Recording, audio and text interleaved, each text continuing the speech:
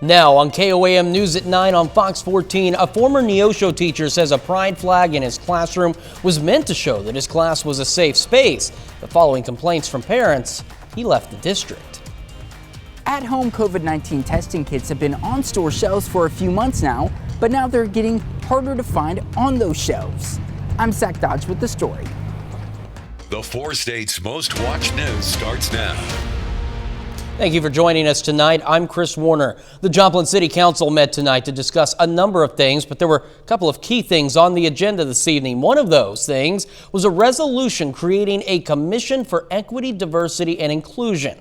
Now, 6 people spoke at the meeting, all in opposition to the resolution. Council was also divided, with 3 members saying they don't believe this is the best option for the city. City Council tonight voted to table the resolution for the time being. Also tonight, the council had an emergency ordinance to consider a contract between the city and a cybersecurity firm based in Kansas City. In July of this year, the city was the victim of a cyber attack. The city manager directed city staff to get bids from various companies to strengthen the city's cybersecurity position. Of the 11 bids, Resigned LLC of Kansas City was the winner. Resigned would be responsible for co-managing network security for the city and upgrading current network security systems. And the council approved the new contract on an emergency basis. An openly gay teacher has resigned from the Neosho School District after being asked to sign a letter promising not to talk about his sexuality. John Wallace, a teacher at Neosho Junior High, started the school year with 2 items above his whiteboard, a pride flag and a sign reading, "In this classroom, everyone is welcome." After receiving complaints from parents, he says he was instructed to take both items out of the classroom or face being fired. It was on the bookshelf as a representation for the students who may be closeted, they're not out, or maybe they are out, but they don't know where to go for support. And that was what my classroom was. It was a support system for those students specifically, as well as all students, because that's what the message was above my whiteboard. Now, we reached out to the Neosho Superintendent's office, and they released a statement saying that due to this being a personnel matter, there's a limited amount of information the school district is allowed to release, and that Wallace submitted his resignation on September 1st. That brings us to today's KOAM News Now Instapoll question. Is it okay for junior high school teachers to refer to sexuality outside of sex ed classes? You can participate in the poll at KOAMnewsnow.com/vote or through the KOAM News Now app. The results are updated live, and as you see so far, 89% of you say no. We'll check back in on those results a little bit later. Some severe storms rolling through the area, but some much needed rain for sure. Nick Kelly joins us. Yeah, it'd be nice if it was a little more widespread, Chris, and came a little earlier today to keep us out of the 90s, but we had to make do with a high of 94 after we started at 67 this morning. Unfortunately, the thunderstorms we saw this evening have been skirting around Joplin Regional Airport. They've been confined to mainly just west of the Kansas-Missouri state line, and a couple guys trying to work in the northeast Oklahoma as well. We haven't had to deal with much this evening until we hit the 6 o'clock hour, and then we saw the front fire off these showers and storms. But the front is just about halfway through the region. It'll continue to push the rest of the storms out of here over the next few hours. And behind the front, Chris, we're going to take these temperatures in the 80s now into the upper 50s and 60s by tomorrow morning, and we'll see how nice the next few days are looking here in a bit. All right, Nick, thank you. At-home testing kits for COVID-19 could be scarce on local shelves. Rapid testing kits that can be used to detect COVID at home have been on store shelves for a few months now. But some stores are sold out, and a local pharmacy can't get any more. KOAM's Zach Dodge has the details. Usually, if you go to Stone's Corner Pharmacy, this sign would be accurate. We have had them up until last week even, but right now they doesn't appear to be available. COVID-19 at-home testing kits have been on store shelves for a few months now, but right now Isaacs is having a hard time getting more. Even searched online for some different places that we wouldn't typically use. In an article by the Wall Street Journal, Abbott Laboratories, the maker of the popular Benex Now testing kit, says they expect supply to be slim over the next few months as they ramp up production. Supply elsewhere in the 4 states depends on where you call. I was wondering if you guys had any of the COVID at-home testing kits available?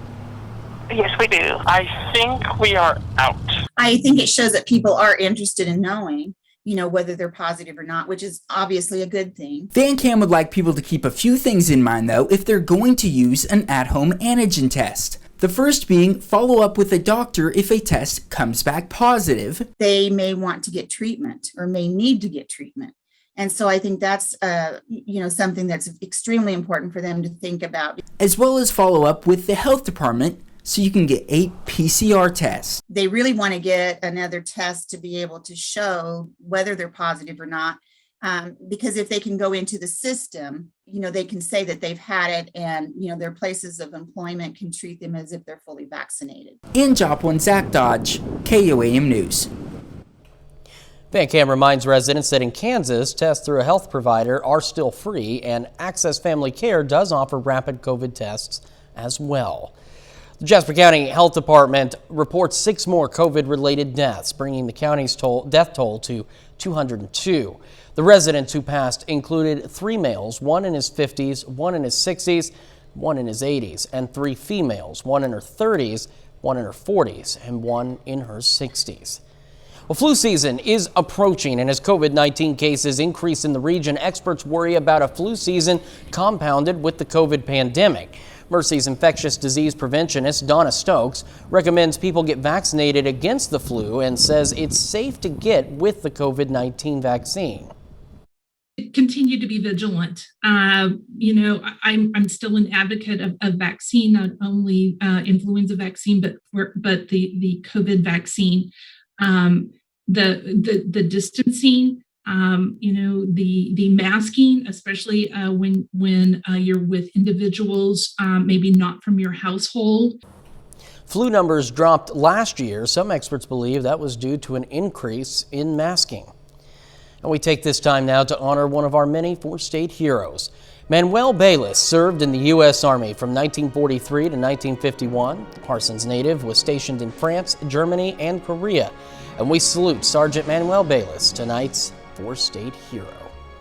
Well, Nick is up next with a complete look at that forecast. And later in sports, the Diamond Wildcats are off to their best start in 5 years. We'll have those details in sports. We were off to a quiet start today. Then our cold front came in from the northwest and really shook things up for a few spots this evening. We sat, I don't know where that came from. Pardon me. We kept, that's what I was trying to say. Skies pretty quiet throughout much of the day from Indigo Sky Casino and Resort outside of Seneca, Missouri. But at the tail end of the time lapse, you could see the clouds really thicken up, and that was due to the few thunderstorms that we had work across southeast Kansas. We'll get to how those are looking in a moment, but lower to middle 90s yesterday. We dropped back into the upper 60s this morning. We pushed at least 94 degrees at Joplin Regional this afternoon before our cold front halfway through the region now could fire off any isolated or widely scattered thunderstorms. As they were developing, they were certainly strong, but after we kept much quiet throughout much of the day, the storms actually ran into a good pocket of unstable air, so they were actually strong enough to produce some quarter-sized hail and some wind gusts pushing 40, 50, and potentially 60 miles per hour. In fact, the finger that I'm pointing at, that storm, it was certainly a lot stronger when it was working across Bourbon, Crawford, and Cherokee counties, but that storm is collapsing now, so it's resulting in mainly light rain in parts of Ottawa County. But behind the front, though, there are still a couple isolated showers. Maybe we have a couple more storms, but in general, I think the coverage of the thunderstorms have peaked, and we're just going to back things down to some isolated storms until about the midnight hour. Then we're looking pretty good for the next few days at the very least. 82 in Joplin. We're seeing that west breeze kick in now. Earlier, it was out of the south and southwest ahead of the cold front, so it is certainly on the move, our front.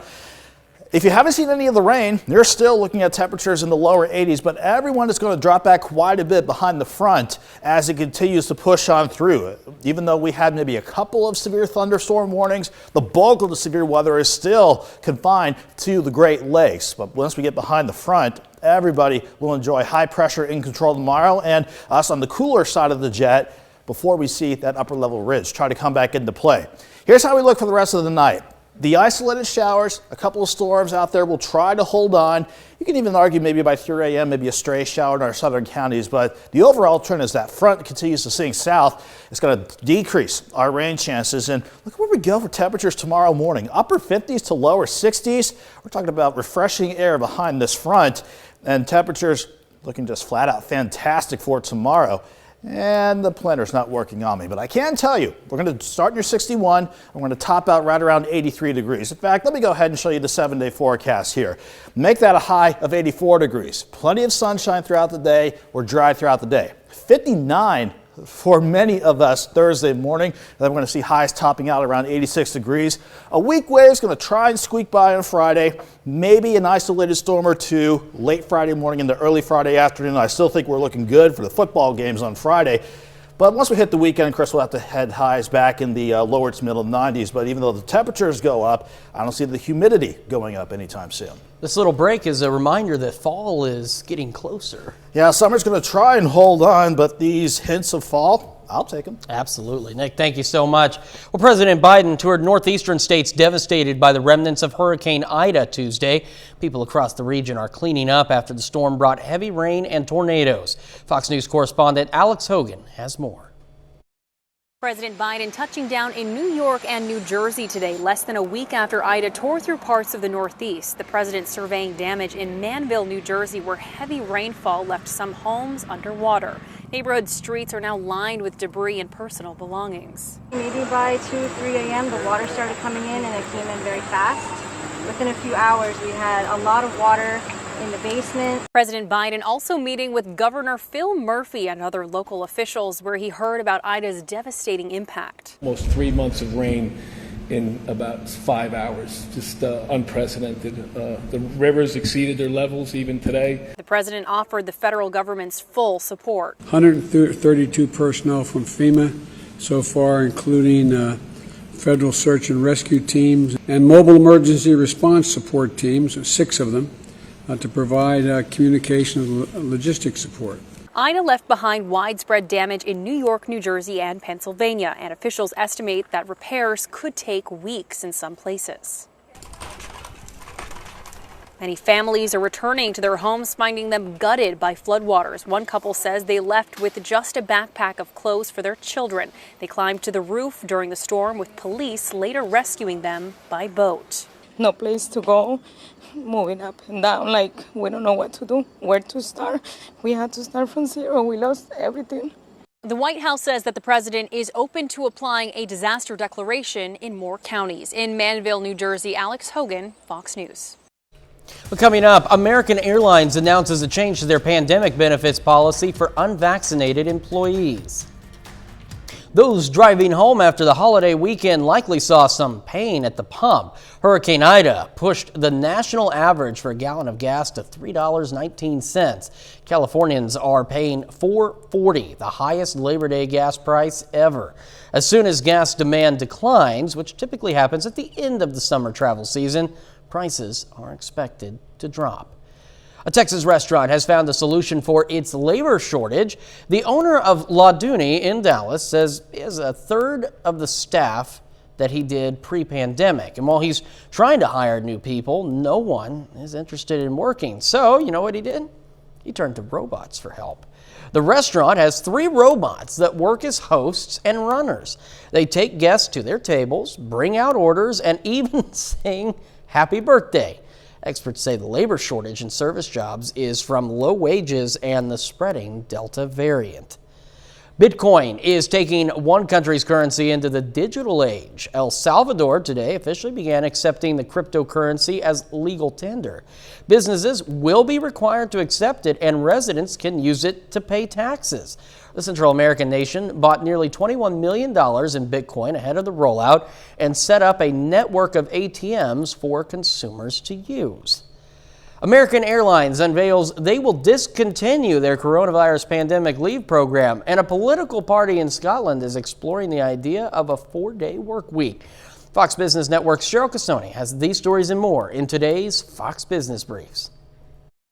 American Airlines is ending its coronavirus pandemic leave program for unvaccinated employees. All employees who aren't vaccinated and have to miss work due to COVID will need to use sick time or submit some form of medical leave. In the past, employees who were infected with the virus did not have to use their sick days to take time off. This comes several days after Alaska Airlines made a similar decision for its employees. And beer drinkers will love this news. Tuesday, National Beer Lovers Day. The Brewers Association says craft beers are now about 1/4 of the $94 billion beer industry. Meanwhile, Scotland becomes the latest nation to test out a 4-day work week. According to Forbes, under the proposed deal by the Scottish National Party, workers would see hours reduced by 20% without any impact to wages. Party hopes the move will increase worker happiness and boost productivity. Spain, Japan, New Zealand, and Iceland have previously adopted a similar method. Well, for more stories, log on to foxbusiness.com. In New York, I'm Cheryl Casoni. Just ahead, taking steps to make sure kids are safe in school. President Biden says he has a plan to contain the Delta variant as more schools reopen for the fall semester.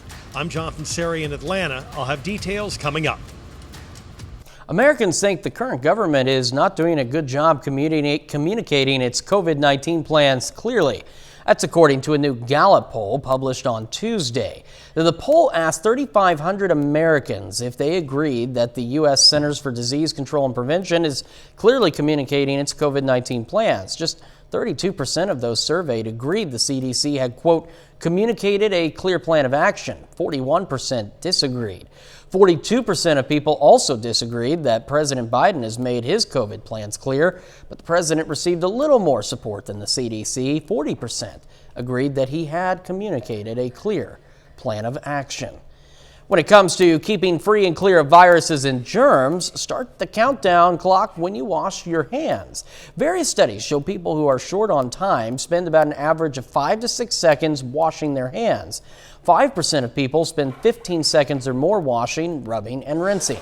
Dr. Phil Hammond with the American Institute of Physics now has a physics model estimating timescales on which particles like virus and bacteria are removed from hands, and ultimately says 20 seconds of washing is needed.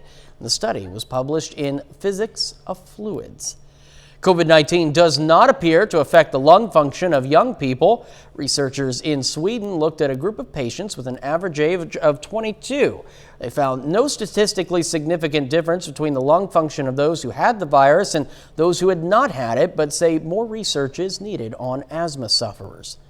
Across the country, schools are coming back from the holiday weekend with more mitigation efforts in place as the Delta variant hits young people hard. Fox News correspondent Jonathan Seri has more from Atlanta. Labor Day is over, and that means most schools are reopening for the fall as the new COVID surge intensifies.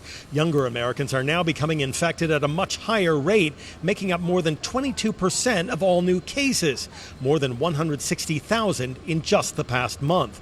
And as officials work to stop the spread, mask mandates are becoming more common, even in states where they've been banned, with some doctors urging vaccine mandates for schools as well. The number one thing we can do to help kids is for adults to get vaccinated and for kids who are 12 years and older to get vaccinated. This new surge driven largely by the Delta variant. A new CDC study shows Delta accounts for 99% of all current COVID infections, and it's causing a significant rise in hospitalizations, with more than 12,000 people admitted every day in the U.S. Things are so bad in Idaho, public health officials activated, quote, crisis standards of care on Tuesday, warning folks they might not be able to get the care they need. People have to either get better enough to go home, or if they succumb to their illnesses and die, that opens up a bed. Meanwhile, health officials and the public are hoping vaccine boosters will help contain the outbreak, with FDA approval of Pfizer's third shot expected by the end of September. I'll be the first in line, honestly. We think about it quite a bit, but there's only so much we can do. And the White House says President Biden has a 6-point plan to stop the Delta variant. He's scheduled a nationwide address on Thursday. In Atlanta, Jonathan Seri, Fox News. Up next, guests at a beach in California got an unexpected surprise in the form of an exotic animal. People visiting a beach in California saw an unexpected guest frolicking in the sand. A giraffe was brought to the beach and was in an enclosure. It appeared to be part of a Labor Day event, but people who went to the beach seemed to be amused by the display. It's unclear how the giraffe was brought to the beach, but you could imagine that it possibly was a real pain in the neck. We got 30 more minutes of news, weather, and sports coming your way. The Webb City Farmers Market is under new management. We'll learn who's in charge now. The Taliban making a major announcement regarding their takeover of Afghanistan. I'm Mallory Rivera in Washington with more on that, plus what some lawmakers are saying about refugees arriving in the U.S. Missouri Highway Patrol released some statistics from the Labor Day weekend. Authorities say there were 351 vehicle accidents over the holiday weekend with 103 injuries and 7 fatalities. When it comes to people on the water, there were 7 reported boating accidents with 4 injuries and 1 death. There were no reported drownings over the weekend. The Webb City Farmers Market has new leadership. Eileen Nichols, the market manager and founder, resigned back in February. And now Rachel Lynch has taken over and hopes to continue making the market a popular place. After 20 dedicated years, we're excited to see her get to spend more time with her family and get to dedicate her time to, to her family's next generation. She gets to be with her grandkids a lot right now. Lynch says she would like to eventually expand the market further as more vendors express interest. A Neosho County, Kansas resident is $250,000 richer.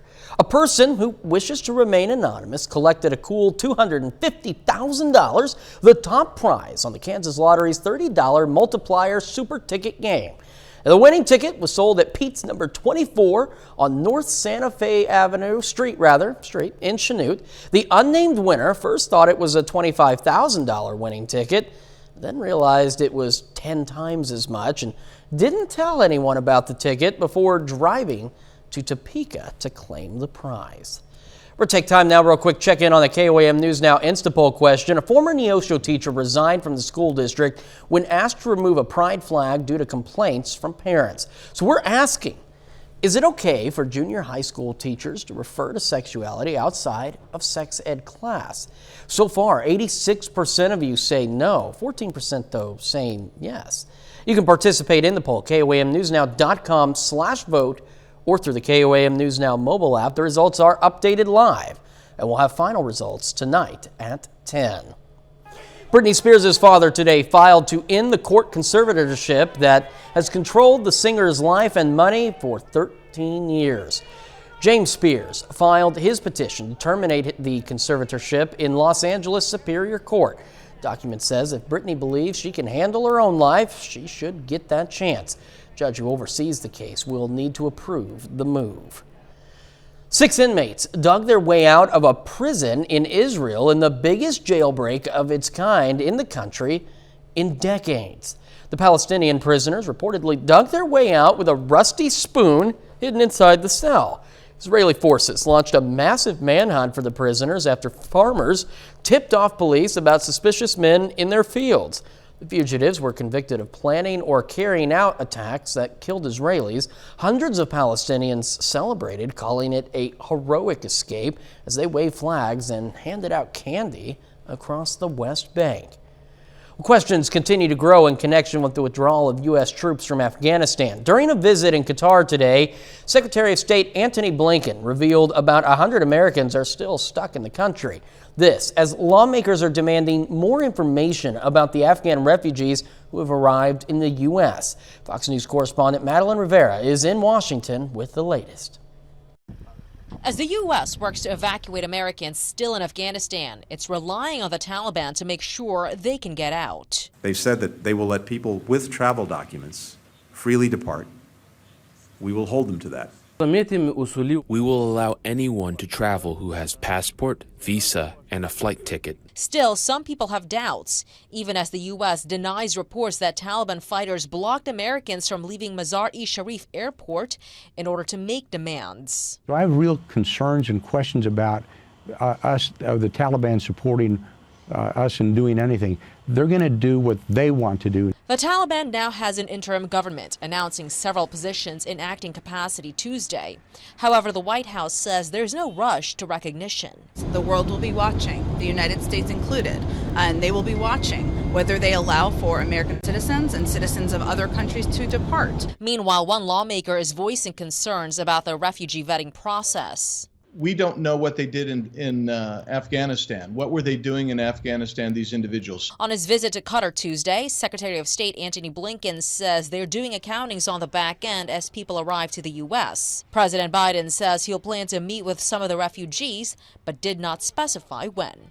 They're all over the country, and I'll be sure I'll be seeing some of them. Secretary Blinken is scheduled to testify before a House committee on Monday as lawmakers investigate the U.S. withdrawal from Afghanistan. In Washington, Malva Rivera, Fox News. A bit later, making robots more lifelike.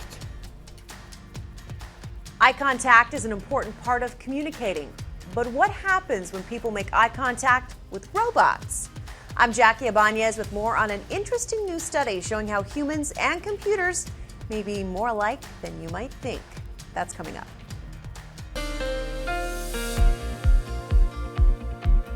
We were quiet to start the day out, but then our cold front came marching in during the evening. That's when we had some isolated, strong, and even a couple of severe thunderstorms popping up. We didn't have any of the sort work over Indigo Sky Casino and Resort outside of Seneca, Missouri, but at the tail end of the time lapse, there were the clouds from the thunderstorms across the state line looming overhead. But again, so far, Seneca, you've been able to dodge the thunderstorms. In fact, much of southwestern Missouri, once you hop south of Nevada, somehow you dodged the thunderstorms so far. I say so far because our frontal boundary is still working through. It's about halfway through the area as it works from northwest to southeast. As long as it's still around, we're going to try and hold on to at least a chance for some isolated thunderstorms. In fact, you can see a couple trying to go around the Harry Truman Reservoir, actually in St. Clair County. But the more prevalent thunderstorms, elevated thunderstorms, none of these should be severe, are extending actually from 4 Acre over to Sedan and more spotty as you work in the Montgomery County in southeastern Kansas. Overall, our peak timing for the thunderstorms has pretty much passed us, so we're going to focus on seeing these rain chances winding down as we go through the rest of the night. In the meantime, Joplin, you had an incredible lightning show to your north and west over the past few hours, but you've sat quiet so far, and you're still quiet at 82 degrees. That west wind, though, kicking in at 13 miles per hour as the front begins to work on through the area. Much of us are still in the upper 70s to lower 80s, but everyone's going to drop off quite a bit behind the front. That continues to put whatever's left of our isolated storm chances to the south and east. Fortunately, any good severe weather stayed well to the northeast of us around the Great Lakes. Once the front passes through, high pressure at the surface builds in. Not to mention, we stay on the cooler side of the jet. We'll enjoy that for a few days before that upper level ridge out west exerts its influence and tries to send some late summer heat back our way. Let's walk you through the rest of the night. Here's 10 o'clock, the feature track showing the chance for a few isolated storms trying to hold on, maybe a random shower south of Grand Lake during the overnight. But once we hit the overnight, we're pretty much done with our rain chances with this front passing through. And behind it, upper 50s to lower 60s to start your Wednesday morning out. And we're looking really good for tomorrow with mostly sunny skies back in action. 61 in the morning, 79 by noon, afternoon highs. Not bad, topping out around 84. Maybe a little high cloud cover coming our way for Thursday morning, but we'll still drop back into the upper 50s for lows. We'll take it before we head back into the mid 80s. Most of us around 86 for Thursday. Then we got to bring back some of that upper level energy, especially that ridge from the west. But before it can, though, maybe a quick little wave with maybe a few showers, maybe a random storm late Friday morning before Friday afternoon gets going. That won't stop us from getting back near 90 on Friday, 96 on Saturday, mainly lower to middle 90s as we get next week underway, Chris. But once we get the last of these rain chances out of here, we're looking good for the next few nights and next few afternoons. We got a brief taste of fall before it reminds us summer is still in effect for just a little bit longer at least. A little bit, but whatever taste of fall we can get, we'll certainly take it. Absolutely. Nick, thank you so much. Well, hundreds of medical journals have published a united call for action on climate change. The editorial points to established links between the climate crisis and a wide range of adverse health effects over the past 20 years. Coming up in sports, the Diamond Wildcats are off to a strong start to the football season. We'll hear from them. Plus, Webb City and Joplin softball meet today to open up their league schedule. Jacob Litter joins us with those highlights and more after the break.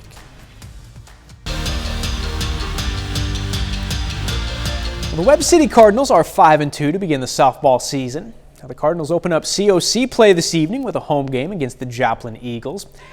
Joplin also off to a good start this season, going 7-4 in their first 11. That's 2-2 in the fourth until Dawson Decker, perfect squeeze bunt there, scores Kalen Gilbert, and starts a huge inning for Webb City. Moments later, Peyton Hawkins with the bases loaded, yanks it into left, ground rule double, scores 2. At that point, Cardinals up 5-2. They get more in the fourth. Hannah Wells with the bases loaded now, finds the gap in right center, brings home all 3 runners. It's now 8-2. Webb City bats back around to Kaylin Gilbert. She delivers an RBI double to left. Cardinals get 8 runs in the fourth. Webb City rolls by Joplin in their conference opener tonight, 12-2. We started out pretty slow. Our hitting wasn't where we wanted to be. Fourth inning, we finally got into it and just hit the lineup like we know how to do. You know, that's really big to start out the conference play with a win, especially with a dominating win, and you know that's what we want to do every game, and you know, just it was a good feeling to come out strong. A couple other COC conference openers tonight. In Carl Junction, the Bulldogs open league play against Carthage. Carthage wins in a shutout 10-0. Jensen Elder throws a complete game with 11 strikeouts. The Neosho Wildcats have to go on the road this evening in their conference opener facing Republic. Neosho wins a good one, 2-1. McKaylee Forrest goes 2 for 3 with a double and an RBI. The Wildcats will be back in action on Thursday on the road against Willard. The Diamond Wildcats are off to a hot start this football season. The Wildcats are 2-0 to start the year with wins against Ash Grove and Pierce City. It's the first time since 2016 that Diamond has started the season with 2 straight wins. They'll try to make it 3 in a row this Friday against Lighthouse Christian. The run game and the defense have both been huge for the Wildcats.